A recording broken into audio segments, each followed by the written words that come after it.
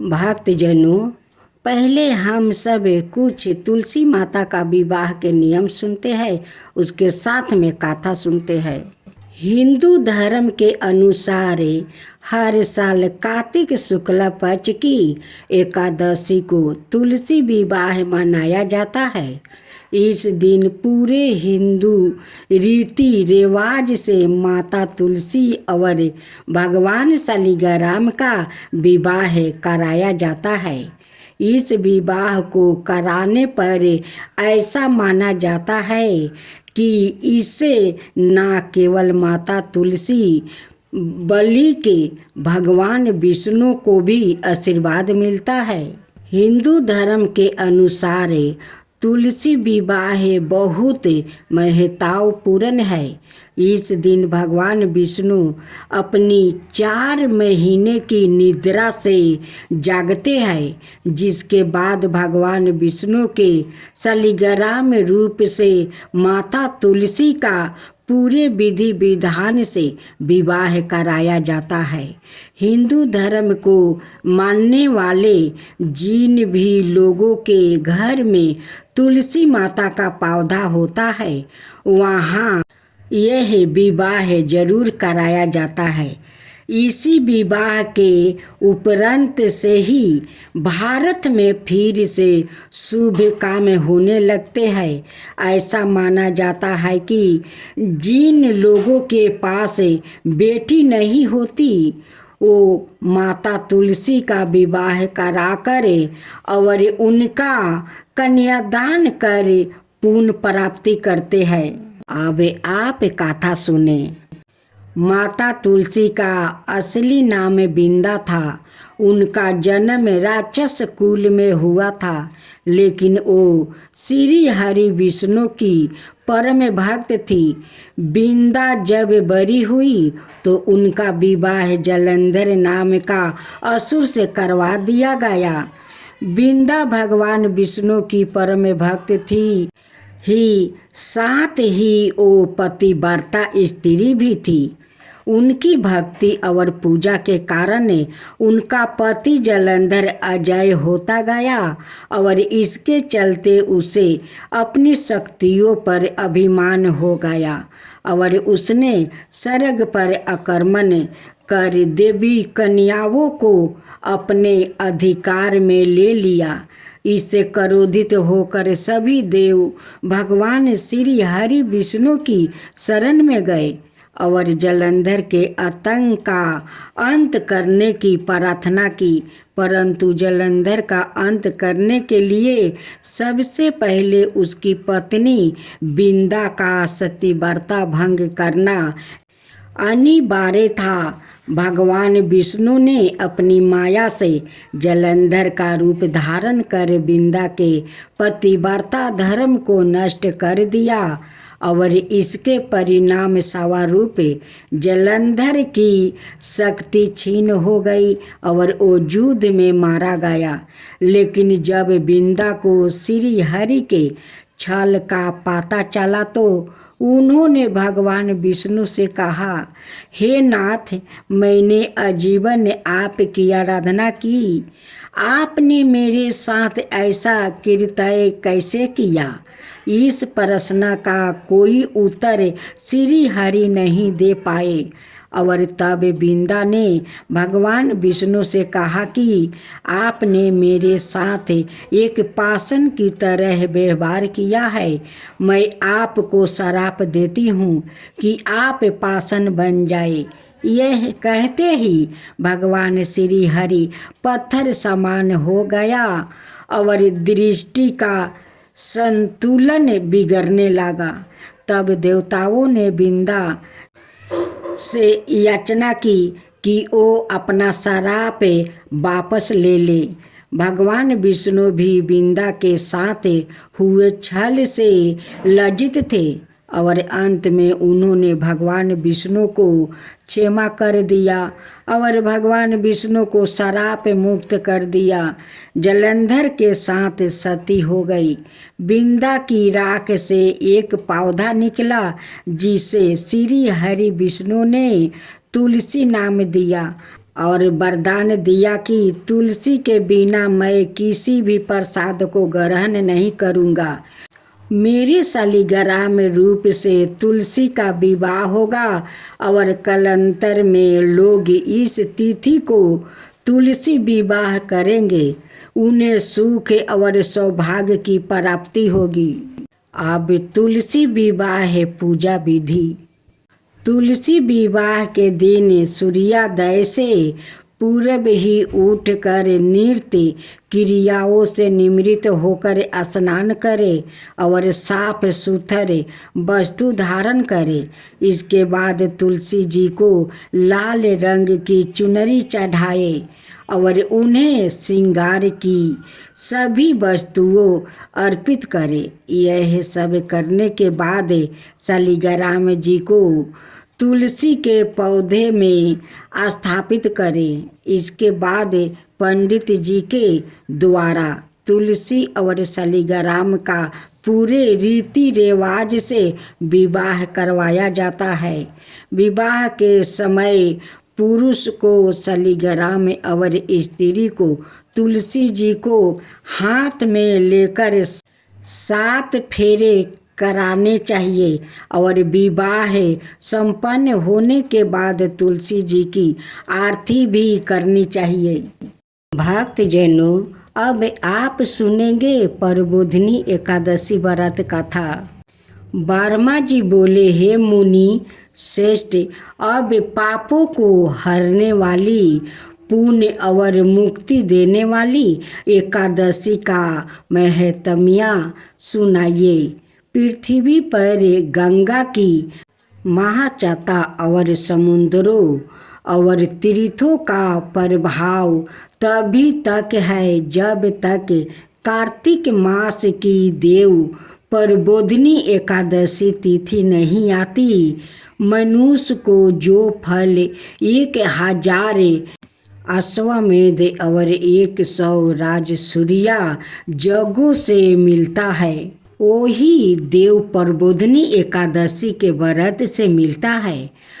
तब नारद जी ने पूछा कि हे पिता, एक समय भोजन करने, रात्रि को भोजन करने और सारा दिन उपवास करने से क्या फल मिलता है?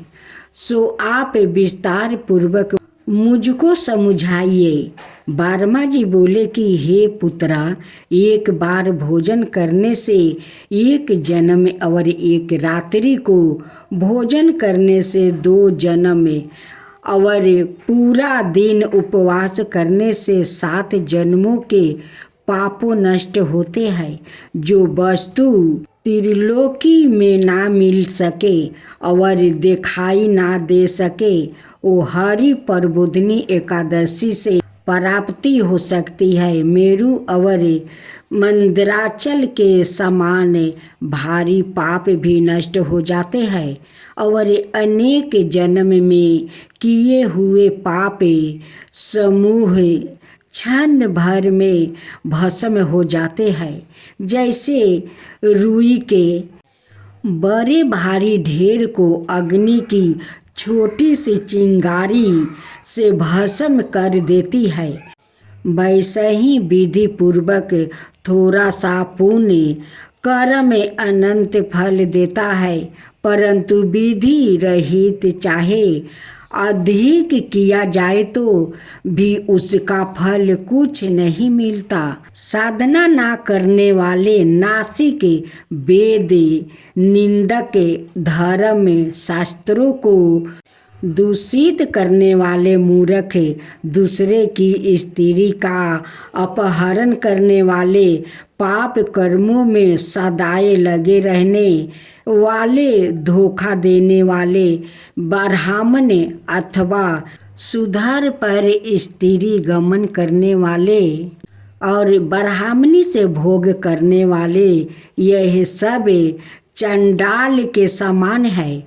जो विधवा अथवा साधवा ब्राह्मणी से भोग करते हैं, वो अपने कुल को नष्ट कर देते हैं, पर स्त्री गमी के संतान नहीं होती और उसके पूर्व जन्म के संचित सब अच्छे कर्म नष्ट हो जाते हैं। जो गुरु और ब्राह्मणों से अहंकार युक्त बात करता है वो भी धन और संतान से हीन होता है। भ्रष्टाचार करने वाले, चंडाली से भोग करने वाले, दुष्ट की सेवा करने वाला और जो नीचे मनुष्य की सेवा करते हैं या संगीत करते हैं, यह सब पापों हरि प्रमोदिनी के व्रत से नष्ट हो जाते हैं। जो मनुष्य अपने अपने मन में हरि प्रबोधिनी एकादशी के व्रत को करने का संकल्प मात्रा करते हैं, उनके 100 जन्मों के पाप नष्ट हो जाते हैं। और जो रात्रि को जागरण करते हैं उनकी आने वाली 10,000 पीढ़ियाँ स्वर्ग में जाती है। नरक के दुखों से छूट कर परस्त्रता के साथ सूचित होकर वो विष्णु लोक को जाते हैं। ब्रह्म हत्यादि महान पाप भी इस व्रत के प्रभाव से नष्ट हो जाते हैं। जो फल समस्त तीर्थों में स्नान करने, गौ सौरन और भूमि का दान करने से होता है, वही फल इस एकादशी की रात्रि को जागरण से मिलता है। हे मुनि शार्दूल, इस संसार में उसी मनुष्य का जीवन सफल है जिसने हरि प्रमोदिनी एकादशी का व्रत किया है। इस संसार में जितने भी तीर्थ हैं उन सबके स्नान दानादि का फल इस व्रत से मिलता है। अत और सब कर्मों को त्याग कर भगवान के प्रसन्नता कार्तिक शुक्ला हरि प्रमोदिनी का व्रत करना चाहिए। वही ज्ञानी तपस्वी है और जितेंद्रिया है और उसी को भोग और मोक्ष प्राप्ति होता है। जिसने हरि प्रमोदिनी एकादशी का व्रत किया है, यह विष्णु को अत्यंत प्रिय मोक्ष के द्वारा को बताने वाली है और उसके तत्वा का ज्ञान देने वाली है। जिसने एक बार भी इसका व्रत किया है वो मोक्ष का अधिकारी हो जाता है। मन कर्म वचन तीनों प्रकार के पाप इस रात्रि को केवल जागरण करने से नष्ट हो जाते हैं। हरि प्रमोदिनी के दिन जो मनुष्य भगवान के प्रस्त्रात स्नान दान तप या जगादि करते हैं वो अक्षय पुण्य को प्राप्ति होते हैं। हरि प्रमोदिनी एकादशी के दिन व्रत करने से मनुष्य के बाल यौवन और वृद्धावस्था में किए गए समस्त पाप नष्ट हो जाते हैं। इस एकादशी को रात्रि में जागरण का फल चंद्र सूर्य ग्रहण के समय स्नान करने से 1000 गुना अधिक होता है। अनाय कोई भी पुण्य इसके सामने व्यर्थ है। दक्षिणा देते हैं उनको संतान लोक मिलता है।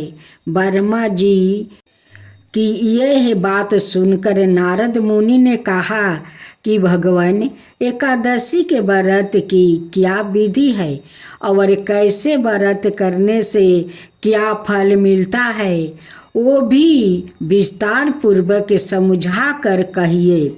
नारद मुनि की बात सुनकर ब्रह्मा जी कहने लगे कि ब्रह्म मुहूर्त में जब 2 घड़ी रात्रि रह जाए तब उठकर शौच आदि से निमृत होकर दंत धावन आदि करे। उसके बाद नदी तालाब कुआं बावड़ी या घर में ही जैसा संभव हो स्नादि करे। फिर भगवान की पूजा करके कथा सुने और फिर व्रत का नियम ग्रहण करना चाहिए। उस समय भगवान से विनय करे कि हे भगवान, आज मैं निराहार रह कर व्रत करूँगा, आप मेरी रक्षा कीजिए। दूसरे दिन द्वादशी को भोजन करूँगा। तत्पश्चात भक्ति भाव से व्रत करे और रात्रि को भगवान के आगे नृत्य गीतादि करना चाहिए। प्रमोदिनी एकादशी को कृपांता को त्याग कर बहुत से पुण्य फल अगर धूप आदि से भगवान को अर्घ देवे, इसका समस्त तीर्थों से करोड़ों गुना फल होता है। जो मनुष्य अगस्त्य के पुष्प से भगवान का पूजन करते हैं, उनके आगे इंद्र भी हाथ जोड़ता है।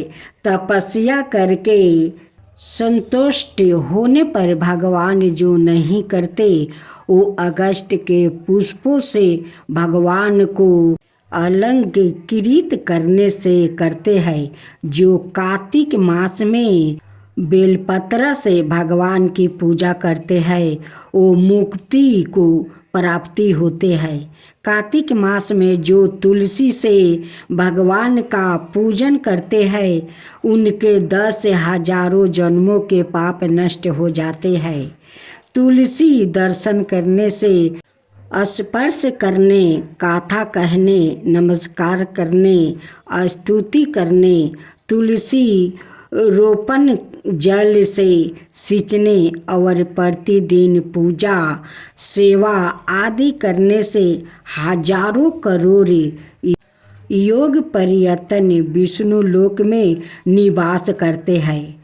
जो तुलसी का पेड़ लगाते हैं, उनके कुटुंब में उत्पन्न होने वाले प्रलय काल तक विष्णु लोक में निवास करते हैं।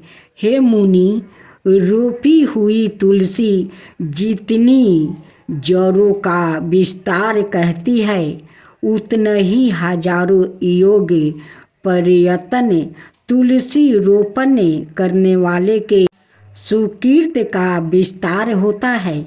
जिस मनुष्य की रोपण की हुई जितनी शाखा पर शाखा, बीज और फल पृथ्वी में बढ़ते हैं, उसके उतना ही कुल जो बीत गए हैं और हो गए 2000 कल्प तक विष्णु लोक में निवास करते हैं। जो कदम के पुष्पों से हरि का पूजन करते हैं, वो भी कभी यमराज को नहीं देखते।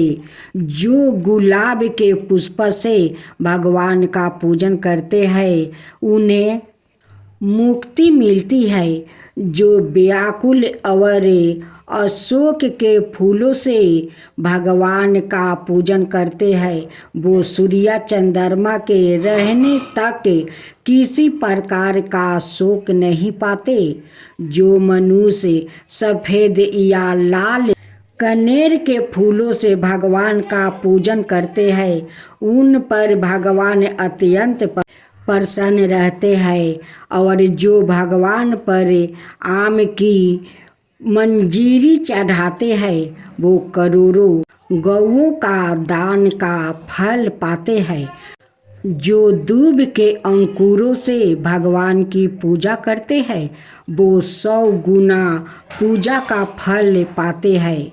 जो सामी के पत्र से भगवान की पूजा करते हैं, उनको महाघोर यमराज के मार्ग का भय नहीं रहता है। जो भगवान का चंपा के फूलों से पूजन करते हैं, वो मनुष्यों फिर संसार में नहीं आते। जो मनुष्यों के केतकी का पुष्प भगवान पर चढ़ाते हैं, उनके करोड़ों जन्म का पाप नष्ट हो जाते हैं। जो पीले रक्त वर्ण के कमल के पुष्पा से भगवान का पूजन करते हैं। उनके श्वेत दीपों में आस्थान मिलता है। इस प्रकार रात्रि को भगवान का पूजन कर प्रातः काल होने पर उठकर नदी पर जाए और वहाँ स्नान जप और प्रातः काल के कर्म करके घर पर आकर विधि पूर्वक भगवान केशव का पूजन करे। व्रत की समाप्ति पर वृद्धन ब्राह्मणों को भोजन करावे और दक्षिणा देकर क्षमा याचना करे। इसके पश्चात भोजन गौ और दक्षिणा देकर गुरु का पूजन करे। भगवानों को दक्षिणा देवे और जो चीज व्रत के आरंभ में छोड़ने का निश्चय किया था वो ब्राह्मणों को दे दे। हे राजन, रात्रि में भोजन करके आंवला मनुष्य ब्राह्मणों को भोजन करावे और सौरन सहित बैल का दान करे। जो मनुष्य मांसाहारी नहीं है वो गौ का दान करे। आंवले से स्नान करने वाले मनुष्य को दही और शहद का दान करना चाहिए। जो मनुष्य फलों को त्यागे और फल दान करे, तेल छोड़ने पर घृत और घृत छोड़ने पर दूध, अन्न छोड़ने पर चावल का दान दिया जाता है। जो भूमि स्वयं का व्रत लेते हैं उनको सवाए दान और तुलसी सब समग्रही सहित देनी चाहिए। पते पर भोजन कराने वाले को सौरन का पता घृत सहित देना चाहिए। मैंने व्रत धारण करने वाले को ब्राह्मण और ब्राह्मणी को घृत और मिठाई का भोजन कराना चाहिए। बाल रखने वाले को दर्पण, जूता छोड़ने वाले को एक जोड़ा जूता, लवण त्यागने वाले को शर्करा दान करनी चाहिए। मंदिर में दीपक जलाने वाले को और नियम लेने वाले को व्रत की समाप्ति पर दर्पण अथवा सौरन के पत्रा पर घृत और पतिया रख कर विष्णु भक्त ब्राह्मण को दान देना चाहिए। एकांत व्रत में 8 कलश वस्तु और सौरन से अवलेकृत करके दान करना चाहिए। यदि यह भी ना हो सके तो इनके अभाव में ब्राह्मणों का सत्कार सब व्रतों की सिद्धि देने वाला कहा गया है। इस प्रकार ब्राह्मण को प्रणाम करके विदा करे। इसके पश्चात सवाए भी भोजन करे। जिन वस्तुओं को चतुर्मास में छोड़ा हो उन वस्तुओं की अर्थात ग्रहण करने लग जाए। हे राजन, जो विद्यमान इस प्रकार चतुर्मास व्रत निर्धन समाप्त करते हैं वो कीर्तय हो जाते हैं और फिर उनका जन्म नहीं होता। यदि व्रत भ्रष्ट हो जाए तो व्रत करने वाला अंधा यह कोढ़ी हो जाता है। भगवान कृष्णा कहते हैं कि राजन, जो तुमने पूछा था वो सब मैंने बतलाया है। इस कथा को पढ़ने और सुनने से गौ दान का फल प्राप्ति होता है। जय जय तुलसी माता, जय जय तुलसी माता, सब जग की सुखदाता वरदाता। जय जय तुलसी माता, जय जय तुलसी माता। के ऊपर सभी रोग के ऊपर रुज से राछा करके भाव तराता जय तुलसी माता। रुज से राछा करके भाव तराता जय तुलसी माता। बाहु पुत्री है सायामा सुरबली है गारामा विष्णु प्रिया जो तुम के सेवे सोनर तर जाता जय जय जय तुलसी माता। जय जय जय तुलसी माता।